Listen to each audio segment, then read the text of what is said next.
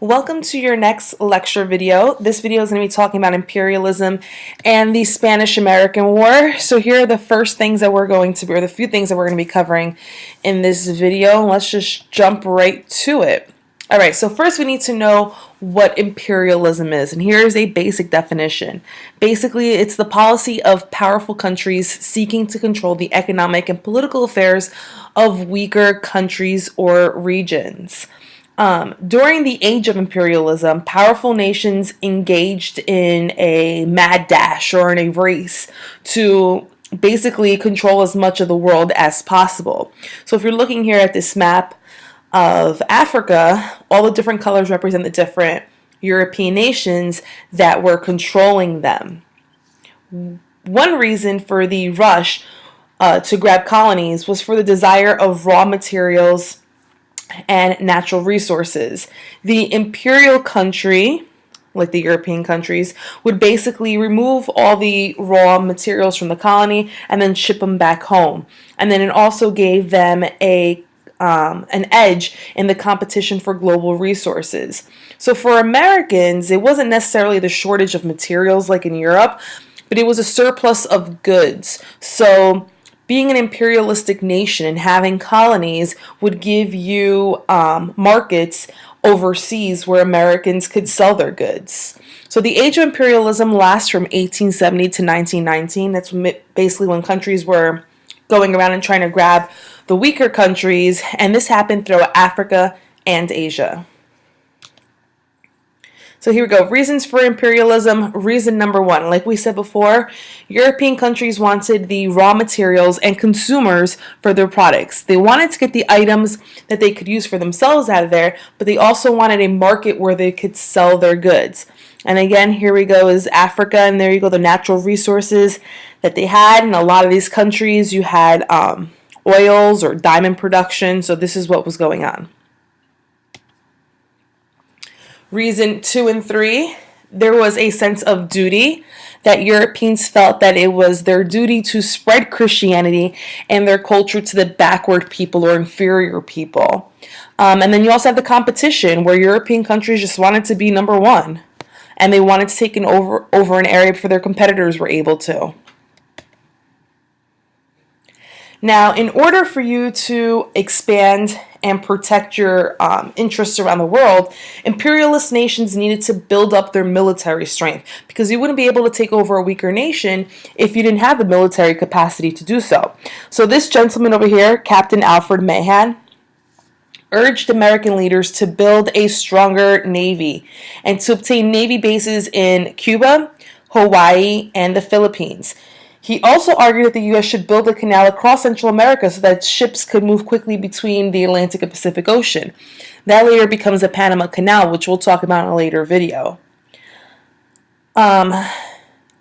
The captain believed in the following things: that the future prosperity depended on foreign trade, so we had to trade with these other countries, and that the U.S. would need a larger navy to protect their trading ships.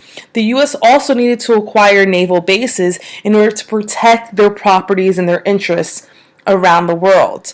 So they listened to him, and by the late 1890s, the U.S. had a very large navy. It was the third largest in the world, and it was known as the Great White Fleet. Now, we mentioned that the captain thought that we should have a navy base in Hawaii, so let's talk a little bit about Hawaii. The Hawaiian Islands had been economically linked to the U.S. for almost a century. Since the 1790s, American merchant ships stopped at Hawaii on their way to East Asia. So this is not the first time that we've actually dealt with Hawaii. Americans also had established sugarcane plantations there.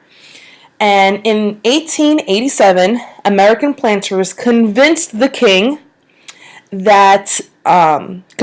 to amend Hawaii's constitution so that the voting rights were limited only to wealthy landowners, who of course were the white planters. So he amends the constitution, only white landowners could vote, and this upsets native Hawaiians because foreigners were the ones that were voting instead of the Hawaiians that were living there. Now, when the king passes away in 1891, his sister becomes the queen, and she resented the increasing power of these foreigners, of these white planters that were there and who owned so much of Hawaiian land. So she abolishes the constitution that gave power to these white minority groups. With the backing of U.S. officials, the American planters responded very quickly to the abolishment of the Constitution. And in 1893, they overthrew the Queen. Sanford B. Dole becomes the temporary president of the Republic of Hawaii. The new government, which is led by this American planter, Dole, asks President Benjamin Harrison to annex Hawaii into the U.S., basically to make it like a U.S. territory. But President Harrison could not get the required Senate approval. The next president, President Grover Cleveland, orders an investigation of whether or not they should allow Hawaii to be annexed into the U.S. And he finds out that most of the Hawaiian people did not want to belong to the U.S. They wanted to return back to their own culture with their own king, queen, their own monarchy, not the U.S. intervention. And so he refused to annex Hawaii into the U.S. Finally, in 1897, a new president enters the White House, and that is President William McKinley. And he proclaims that Hawaii is officially a U.S. territory in 1898, and it eventually becomes the 50th state of the United States in 1959. So let's think. The quote above is just a simple quote of the Queen basically giving up her right to rule over Hawaii in a letter to the U.S. government, and she says that she is doing this under protest. But I want you guys to take a look at this cover. You have a woman here who is a Hawaiian woman, and Uncle Sam. They are getting married, and they're kneeling before the minister, and the minister is supposed to be President McKinley, who's reading from the book, not the Bible, but he's reading from a book entitled Annexation Policy. And you can tell that the bride does not look happy. What do you think the meaning behind this magazine cover is? Let's keep going into the causes of the Spanish-American War. So at the end of the 19th century, Spain was an imperial nation in decline.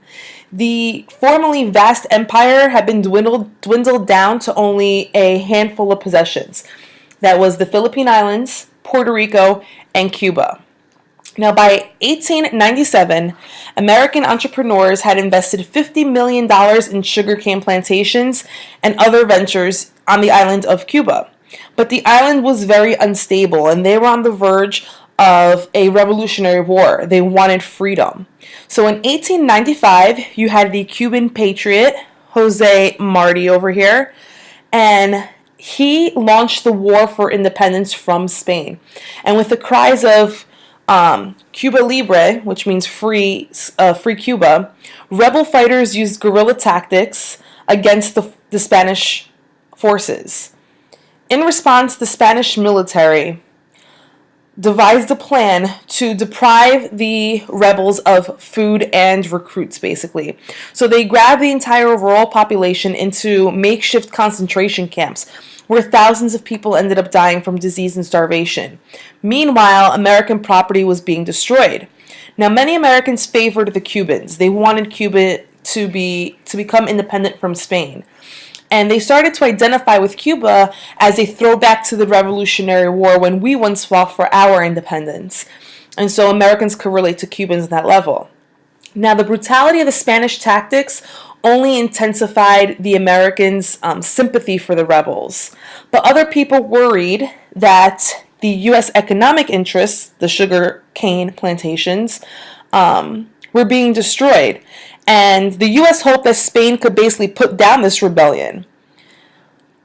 Rival newspaper publishers, Joseph Pulitzer and William Randolph Hearst, we've heard of these guys before.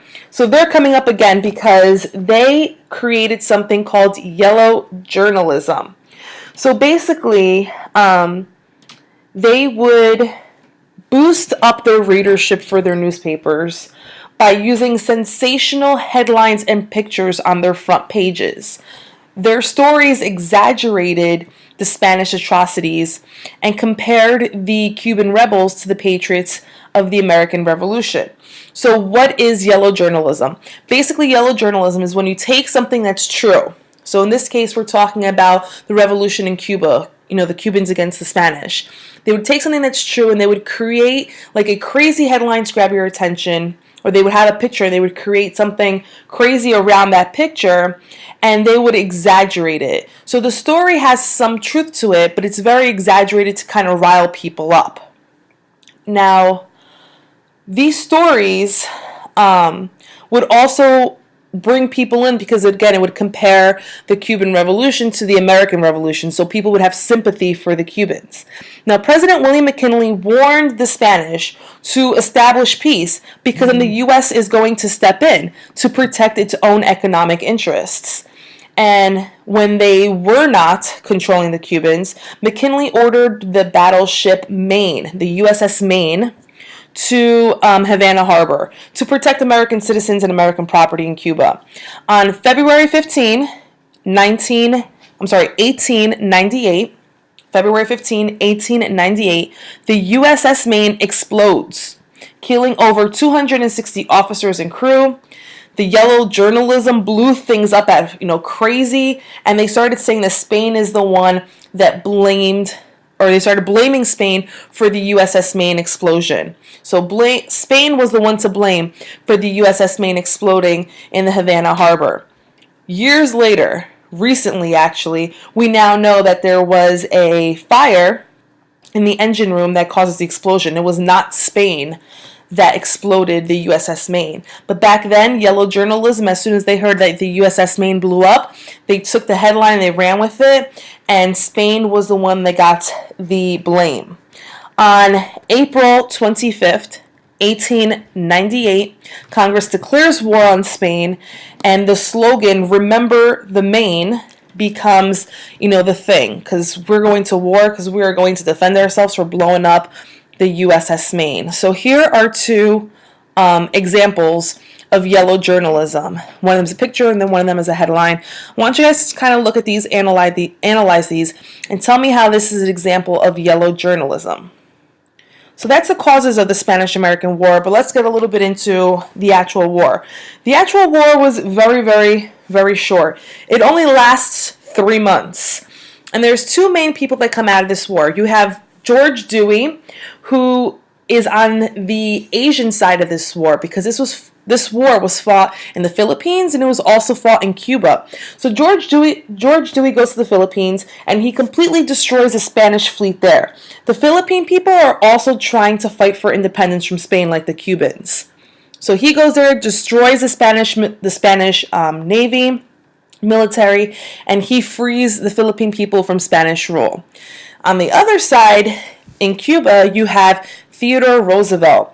Now, Theodore Roosevelt becomes president in the future. He's not president yet. And he is leading the volunteer regiment known as the Rough Riders. And he has victories in Cuba and in Puerto Rico as well. So on August 12th, 1898, Spain surrenders, like I said, a mere 3 months after the start of the war. And about 3,000 Americans died during this war. Now, that's a high number for only 3 months, but only 380 of those died in combat. The rest died from disease, either malaria or yellow fever. So only 380 actually died fighting. The rest died from disease, malaria, and yellow fever. Now, what is the result of this 3-month war? Well, you have the Treaty of Paris that officially ends this war. And in that treaty, you have a couple of things. Cuba was given its independence. The U.S. is given control of Puerto Rico, Guam, and the Philippines. And Spain sells the Philippines to the U.S. for a cool $20 million. Now, even though Cuba received its independence, they were forced to sign something called the Platt Amendment. And basically what the Platt Amendment does is 3 things. 1, it limits Cuba's right to make treaties and borrow money. 2, it allows the U.S. to intervene in Cuba. And 3, it gives the U.S. control of the Guantanamo Bay Navy base. So again, the three things that the Platt Amendment does is it limits Cuba's right to make treaties and borrow money, allows the U.S. to intervene in Cuba, and it gives the U.S. control of Guantanamo Bay. You also have the Foraker Act, which is dealing with Puerto Rico, and basically in 1900 it gives Puerto Ricans their own government, even though it's still a territory of the U.S. And then in 1917 it allows Puerto Ricans to gain American citizenship. Now, I said that George Dewey was over in the Philippines, and that doesn't necessarily end the war in the Pacific Ocean, in Asia, I'm sorry. So the Philippines, the U.S., basically pushes the Spanish out, and the Philippines were quote-unquote given independence.